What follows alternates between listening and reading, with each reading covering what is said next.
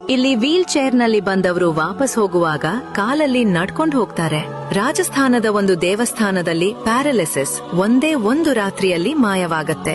ಇದು ಉದಯಪುರದ ಇಡಾನ ಮಾತಾ ಸ್ವಯಂಭೂ ಶಕ್ತಿ ಪೀಠ.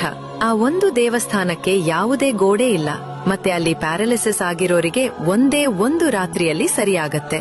ಇಲ್ಲಿ ಪ್ಯಾರಾಲಿಸಿಸ್ ವಾಸಿಯಾಗೋದೇ ವಿಸ್ಮಯ ಅಲ್ಲ, ನಿಜವಾದ ರಹಸ್ಯ ಇರೋದು ದೇವಿಯ ಅಗ್ನಿಸ್ನಾನದಲ್ಲಿ. ತಿಂಗಳಲ್ಲಿ 3 ರಿಂದ 4 ಸಲ ದೇವಿಯ ವಿಗ್ರಹ ತನ್ನಿಂದ ತಾನೇ ಬೆಂಕಿಯಿಂದ ಉರಿಯತ್ತೆ. ಅಲ್ಲಿರೋ ಎಲ್ಲವೂ ಸುಟ್ಟು ಬೂದಿಯಾಗತ್ತೆ.